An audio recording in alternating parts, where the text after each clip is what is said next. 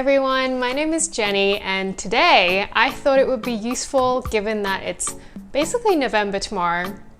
I'm filming this and it's Halloween, so happy Halloween. Anyway, the point is I thought it would be really useful to talk about whether your dog is ready for winter.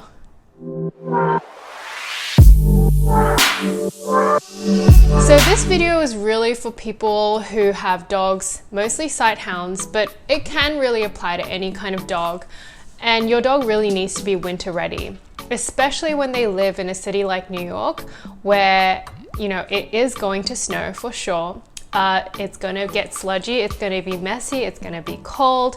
And also really you have to take into consideration the fact that if you live in a city or a suburb where they salt the ground, then that salt is most likely toxic for your dogs. So if your dog steps on it and they lick it, I don't know how much it will take, but definitely that stuff is toxic for your dogs. So how do you keep your dog warm and safe this winter? If you're looking for that kind of information, you're here at the right place.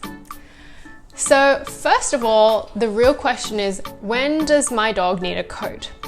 And this is really because I have a Greyhound and she only has one coat, which means she does not have an undercoat and she gets cold or hot very, very quickly. They're very temperature sensitive dogs. So if you have a sight hound or a Greyhound or a Whippet or an Italian Greyhound or some kind of breed in that family, then definitely they will need a coat for fall and winter.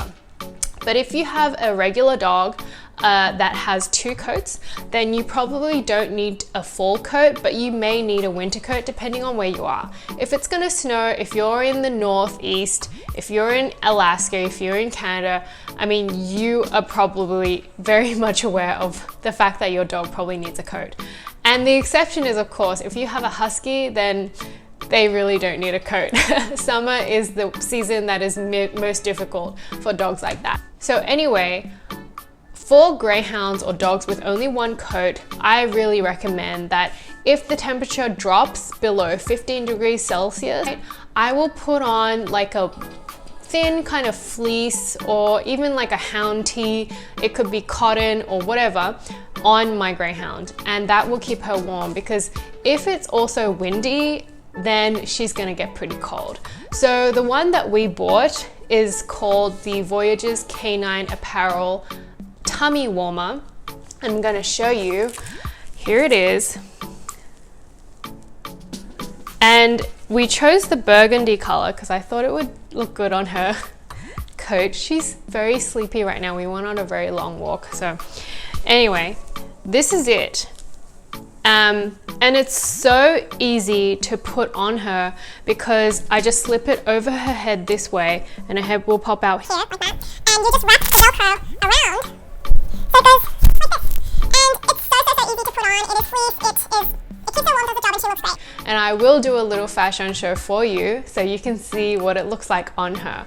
But you know, the only downside I would say, and this doesn't apply to all dogs, is that because it's fleece material, the hair will kind of really get caught into the fleece. So if you can see this, I don't know how well you can see, you're gonna have a bunch of hair just in there. I don't really care, it doesn't bother me, it does the job, and most of all it was $48 US, and that really isn't that much, just because especially for Greyhounds it's hard to find clothes that fit them just because they have such a specific body type.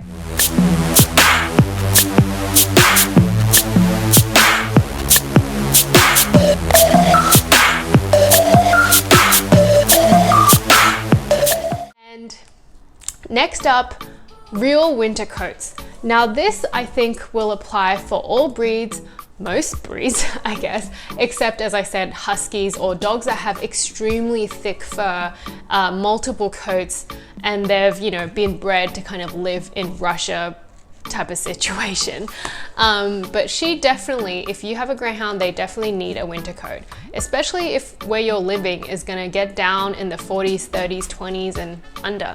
I will put this coat on her when it's around 5 degrees Celsius, and that is around 40 degrees Fahrenheit and below. So the coat that I bought for her is from Skinny Angels on Etsy, and they make fantastic coats, mainly for whippets, but they do also for greyhounds, and they can custom make any size for you, and I had to ask for a custom size. And I paid $60.80 for this coat, waterproof, winter, very sturdy, fleece lined, and it's quilted.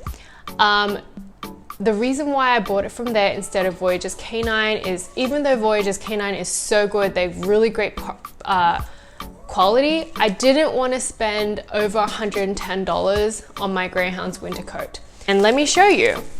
So basically, this is the neck. This is where her little head would pop out, and this is just a quilted jacket, and it's got fleece inside. Really, really warm, and it's like padded, so it's quite, it's not thin, definitely. And how it goes on is a little bit more complicated than the tummy warmer. And the reason is because of how long this is, this little bit. So instead of just putting it over her, you want to put their head in first, and then you have this kind of harness bottom that velcros around the top like this. What I love about this top too is that it has this little elastic band that makes it even tighter around her little head, so that it keeps her head and her neck really warm.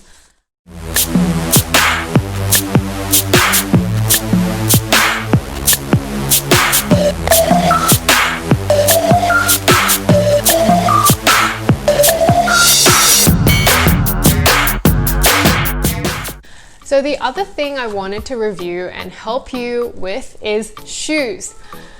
Try different shoes. We tried generic shoes off Amazon. Trust me, for greyhounds, they absolutely do not work.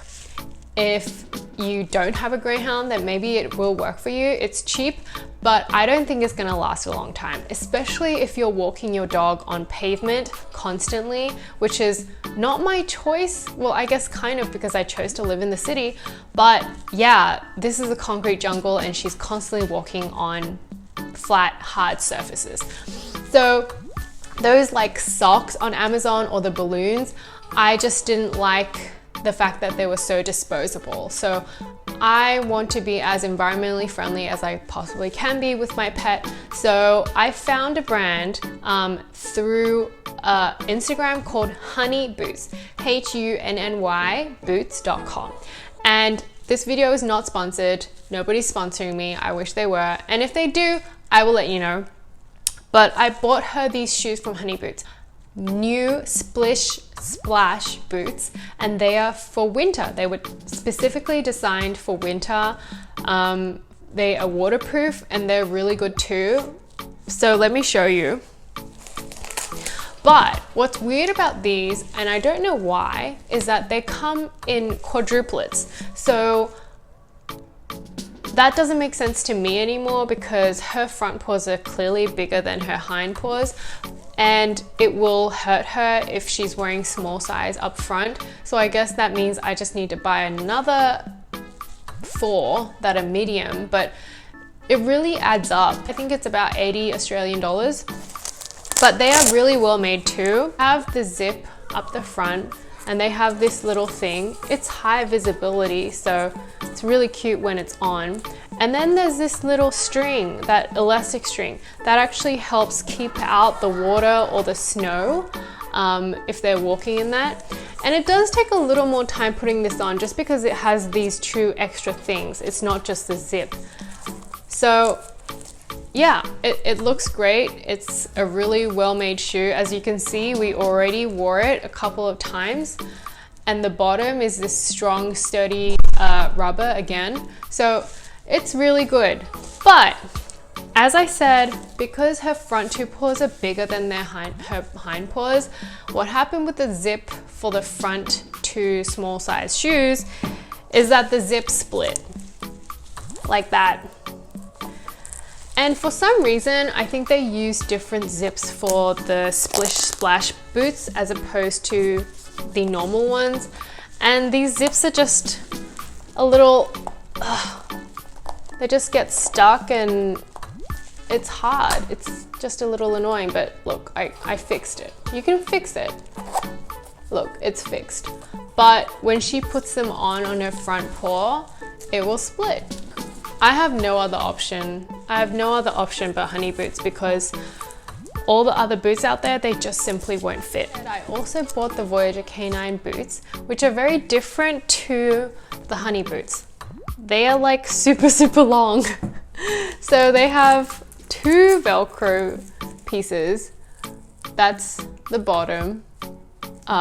You also have a Velcro fastening at the top where you can really tighten it so it doesn't come off.